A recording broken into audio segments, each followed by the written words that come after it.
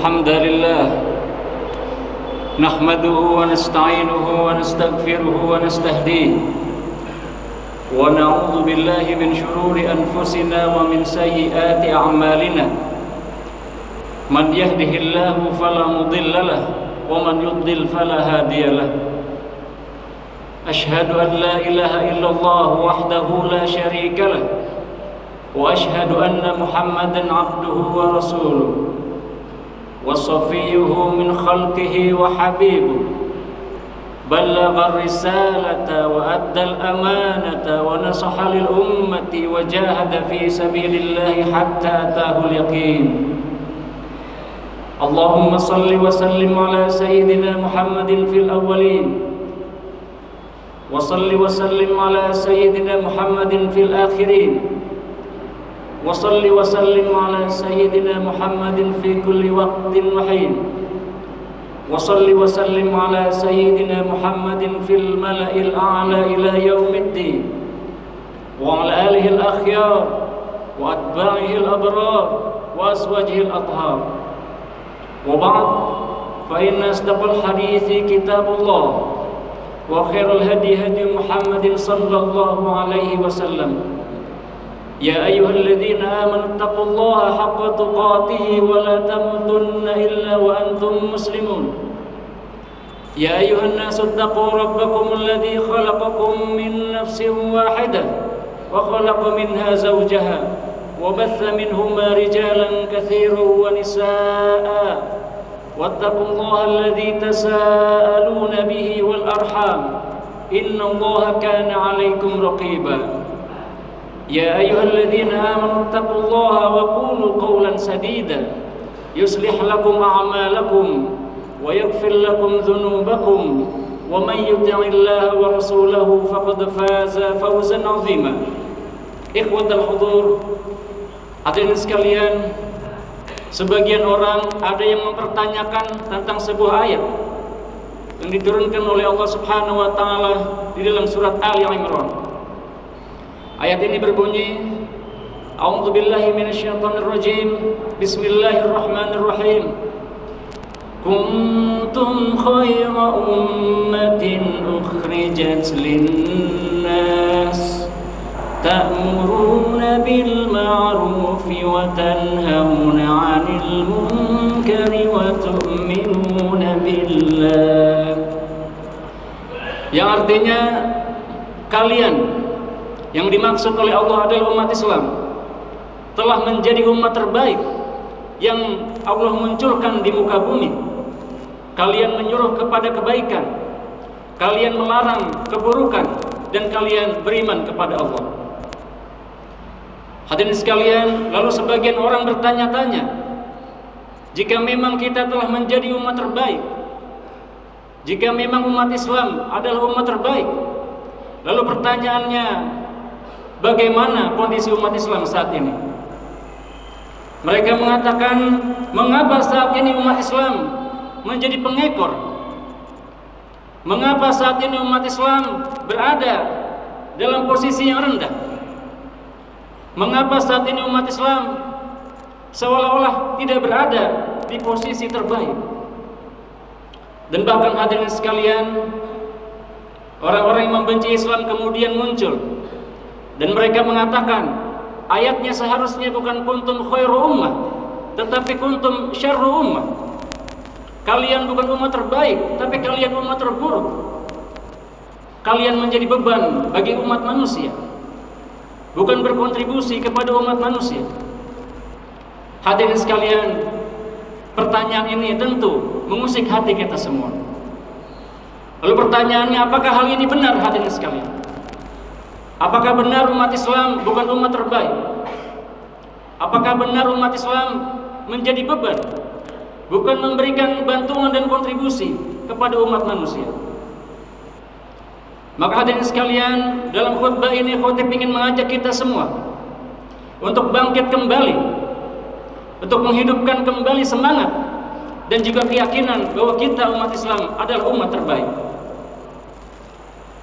Hadirin sekalian, bukankah pedang yang dulu mampu membelah banyak hal yang dulu mampu menghancurkan banyak hal, jika dia tidak dipakai, bukankah dia masih mampu melakukan tugasnya? Jika seekor kuda misalkan dahulu dipakai berperang, kemudian dia diistirahatkan, bukankah dia masih mampu berlari dengan kencang? Demikian juga umat ini, hadirin sekalian, umat Islam yang dahulu membuka kota-kota besar di dunia, membuka Konstantinopel, Antioquia, Cordoba, dan lain sebagainya. Bukankah mereka dan kita juga adalah umat yang sama-sama umat Islam?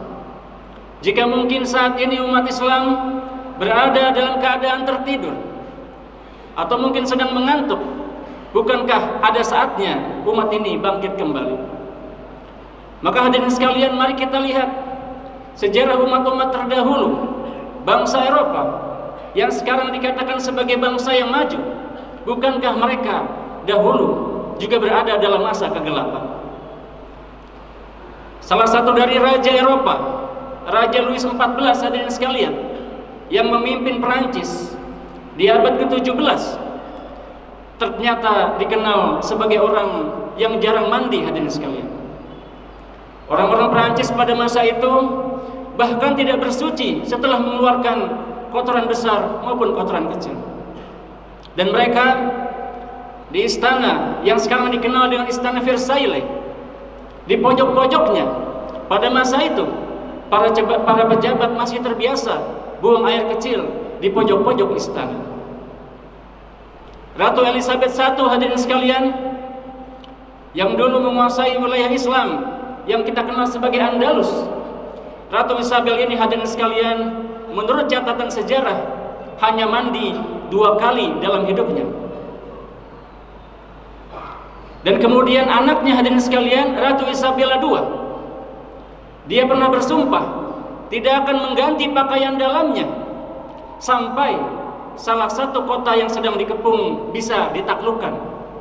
Dan ternyata pengepungan berlangsung selama 3 tahun, dan selama itu pula dia tidak mengganti pakaian dalamnya.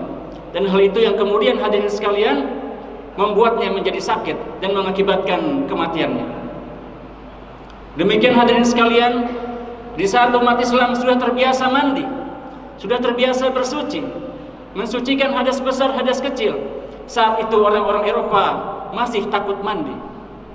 Mereka berkeyakinan air itu saat dipakai mandi membuat pori-pori kulit menjadi lebih besar dan membuat mereka rentan terkena penyakit. Karena itu bahkan sampai salah satu raja Inggris, James pertama, terkenal sebagai orang yang juga jarang mandi, hadirin sekalian. Karena itu mereka terbiasa menggunakan parfum secara berlebihan karena bau tidak sedap yang menyebar dari tubuh mereka. Dan di saat itu, hadirin sekalian, umat Islam sudah membangun berbagai pemandian-pemandian umum di Andalusia dan di berbagai tempat lainnya, di Maroko dan lain sebagainya, yang bukti-bukti kebesaran itu masih bisa kita saksikan sampai hari ini. Maka hadirin sekalian, jika bangsa-bangsa tersebut saja mampu untuk bangkit, maka pertanyaannya, bukankah kita lebih mampu lagi daripada itu? Maka bukankah kita lebih berhak untuk bangkit daripada mereka? Maka hadirin sekalian, meskipun sebagian dari kita merasa umat Islam sedang tertidur atau mungkin sedang berada dalam kondisi kemunduran, maka sesungguhnya kebesaran-kebesaran umat Islam masih tersisa di muka bumi sampai hari ini. Hadirin sekalian, salah satu ciri dari masyarakat muslim adalah bagaimana mereka menghormati keluarga. Hadirin sekalian, seburuk apapun, semundur apapun masyarakat muslim, mereka selalu menghargai keluarga. Mereka menghargai orang tua mereka.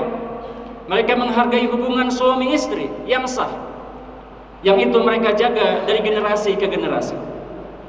Hal ini, hadirin sekalian, yang membuat pertumbuhan umat Islam di dunia begitu cepat dan dianggap sebagai pertumbuhan komunitas agama paling cepat di muka bumi saat ini. Dan jumlah umat Islam, hadirin sekalian, saat ini kurang lebih 1,9 miliar, melebihi jumlah penduduk Cina yang sekitar 1,4 miliar.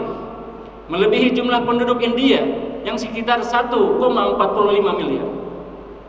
Dan hadirin sekalian, di Eropa saat ini mereka merasa takut dengan pertumbuhan umat Islam.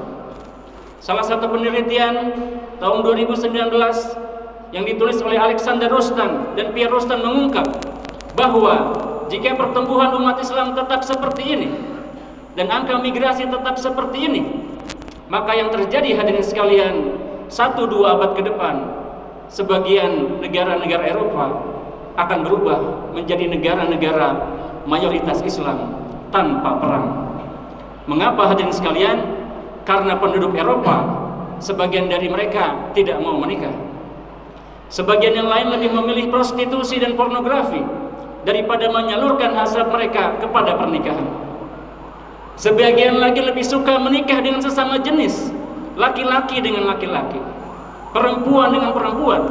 Akibatnya hadirin sekalian, pertumbuhan penduduk Eropa rata-rata hanya sekitar 1 anak per keluarga, yang itu tidak cukup untuk menjaga sebuah peradaban. Sedangkan di sisi lain, keluarga-keluarga muslim, baik yang sudah tinggal di Eropa maupun yang pendatang, rata-rata memiliki anak lebih dari 2 dan bahkan 3 atau lebih. Yang ini akan membuat nantinya hadirin sekalian, menurut penelitian tersebut, Prancis akan menjadi negara yang mayoritas Islam, Inggris akan menjadi negara mayoritas Islam, Swiss akan menjadi negara mayoritas Islam jika semua itu tetap berlanjut. Maka hadirin sekalian, di sini kita melihat Allah Subhanahu wa taala benar-benar mewujudkan salah satu firman-Nya, wa annal arda yarithuha ibadiyas salihun, dan sungguh bumi ini akan Allah wariskan kepada hamba-hambanya yang soleh. Maka hadirin sekalian, sebenci apapun orang-orang terhadap Islam, seiri apapun orang-orang terhadap Islam, mereka tetap tidak mampu menghentikan pertumbuhan umat Islam. Yang kedua hadirin sekalian, yang dapat kita saksikan dengan mata kita, tentu saja adalah bagaimana syiar-syiar umat Islam masih tetap hidup di atas muka bumi. Kita tahu bahwa orang Yahudi diberikan kesempatan dan juga kewajiban untuk beribadah di hari Sabtu hadirin sekalian. Tapi jika kita datang ke berbagai tempat di dunia, kita tidak menyaksikan hari Sabtu mereka seramai itu hadirin sekalian. Dan di negara-negara Kristen, orang-orang Kristen diberikan kewajiban beribadah hari Minggu hadirin sekalian. Dan kita tidak menyaksikan di hari Minggu. Bahkan di negara-negara mayoritas Kristen, ibadah mereka seramai itu hadirin sekalian.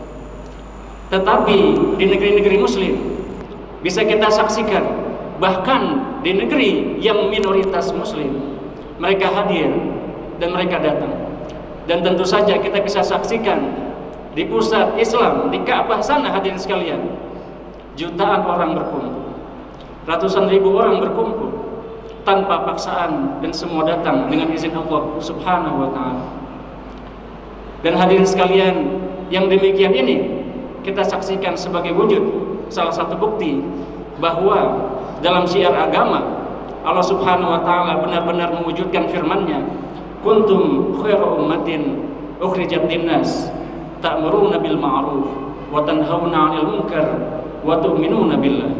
Sungguh kalian adalah umat terbaik, kalian beriman, kalian menyuruh kepada kebaikan, melarang kepada keburukan, dan kalian beriman kepada Allah Subhanahu wa ta'ala. Maka hadirin sekalian, jika kita lihat ayat tersebut dari awal sampai akhir, maka ada 3 karakter yang harus kita jaga sebagai umat terbaik. Yang pertama, tentu saja kita harus menyuruh kepada kebaikan. Jika kita tidak mampu menyuruh orang lain, tentu saja kita suruh diri kita hadirin sekalian untuk melakukan kebaikan. Jangan sampai kebaikan kita sebagai umat Islam kalah dengan kebaikan orang-orang yang non-Islam. Dan selanjutnya hadirin sekalian, yang kedua, melarang dari keburukan. Dan jika kita mampu melarang orang lain, kita larang hadirin sekalian. Dan jika kita tidak mampu, kita larang diri kita sendiri hadirin sekalian, atau mungkin keluarga kita di sekitar kita. Jika kita melihat hal-hal yang tidak baik dan buruk, kita larang, karena itu merupakan salah satu sifat penting dari umat terbaik. Dan yang ketiga hadirin sekalian, wa tu'minuna billah, dan kalian beriman kepada Allah. Yang ini para ulama mengatakan bahwa iman akan meningkat dan kuat dengan ketaatan, bahwa iman akan semakin kuat dan juga berkembang saat kita melakukan ibadah-ibadah kebaikan, baik itu tilawatul Quran, baik itu sholat berjamaah, puasa, zikir, sedekah, dan lain sebagainya. Dan insya Allah hadirin sekalian, sebagaimana sabda Nabi Muhammad, innakum latufuna sab'ina ummah, kalian telah menyempurnakan umat pengikut Allah menjadi 70 umat. Wa antum khairuha wa akramuha, dan kalian adalah yang paling terbaik dan yang paling mulia di sisi Allah Subhanahu wa taala. Wa la yablughunna hadzal amru ma balaghahu al-lail wan nahar, dan sungguh agama ini akan mencapai semua yang bisa dicapai oleh malam dan siang. Wa la yadkhulu hadzal din kullu bait min al-hadar wal madar, dan sungguh agama ini akan masuk ke seluruh rumah, baik yang ada di perkampungan maupun di perkotaan, dengan izin Allah Subhanahu wa taala. Namun hadirin sekalian, tentu saja masih banyak tantangan yang kita hadapi, yang salah satunya adalah kezaliman antara umat muslim itu sendiri. Dalam sebuah hadis Nabi Muhammad, beliau pernah berkata, sa'altu rabbi salasa umur, aku meminta kepada Tuhanku 3 hal. Yang pertama, Allah yuhlika ummati bil qahar, agar umatku tidak bisa musnah meskipun dengan kekeringan. Yang kedua, Allah yuhlika ummati bil gharq, agar umat ini tidak bisa musnah dengan ditenggelamkan. Dan yang ketiga, hadirin sekalian, insyaallah akan kita bahas di khutbah yang kedua. Barakallahu li wa lakum bil Qur'anil azim wa nafa'ni wa iyyakum bima fihi minal ayati wa zikril hakim wa taqabbal minni wa minkum tilawatahu wastaghfiruh innahu huwal ghafurur rahim.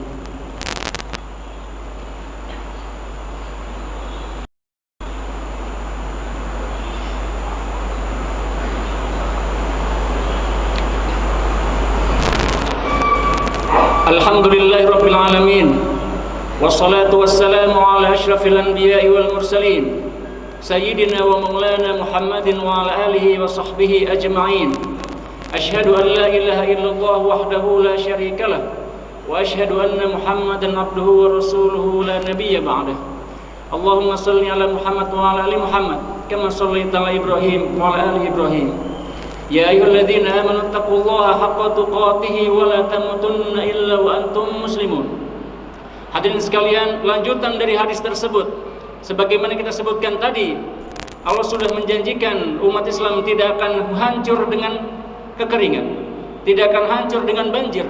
Dan yang ketiga, Nabi Muhammad meminta alla yakunal ba'su bainahum syadida, agar tidak ada kezaliman dan juga peperangan di antara umatku. Namun hadirin sekalian, Nabi Muhammad melanjutkan, yang dua Allah kabulkan, yang ketiga tidak Allah kabulkan. Maka hadirin sekalian, umat Islam tidak akan hancur dengan kekeringan, tidak akan hilang dengan banjir. Tapi hadirin sekalian, umat Islam bisa hancur karena peperangan di antara mereka sendiri.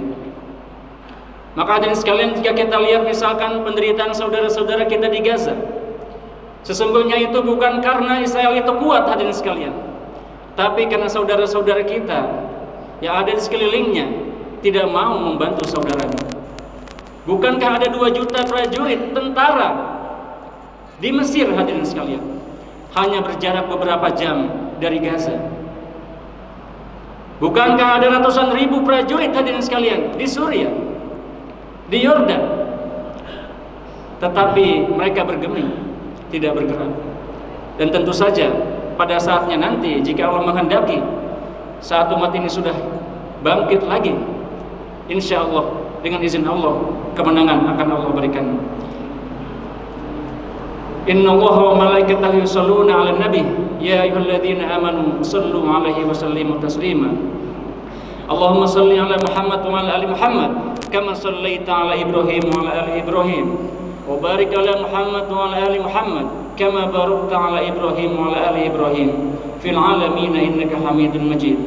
Allahumma ighfir lil muslimina wal muslimat wal mu'minina wal mu'minat al ahya'i minhum wal amwat إنك سميع قريب مجيب الدعوة يا قاضي الحاجة. ربنا هب لنا من أزواجنا وذرياتنا قرة أعين واجعلنا للمتقين إماما. اللهم اجعل إندونيسيا هذه بلدة آمنة مطمئنة سخاء رخاء وسائر بلاد المسلمين. اللهم أعز الإسلام والمسلمين وأهلك الكفرة والمبتدعة والمشركين ودمر أعداءك أعداء الدين واخذل من خذل المسلمين. اللهم انصر إخواننا المجاهدين في فلسطين. اللهم كن لهم يا رب العالمين. اللهم احتم دماءهم واشف جرحاهم وارحم موتاهم وتقبل شهداءهم وانصرهم على أعدائهم يا رب العالمين. ربنا آتنا في الدنيا حسنة وفي الآخرة حسنة وقنا عذاب النار. وصلى الله على سيدنا محمد وعلى آله وصحبه أجمعين والحمد لله رب العالمين. عباد الله، إن الله يأمر بالعدل والإحسان وإيتاء ذي القربى وينهى عن الفحشاء والمنكر والبغي يعظكم لعلكم تذكرون ولذكر الله أكبر.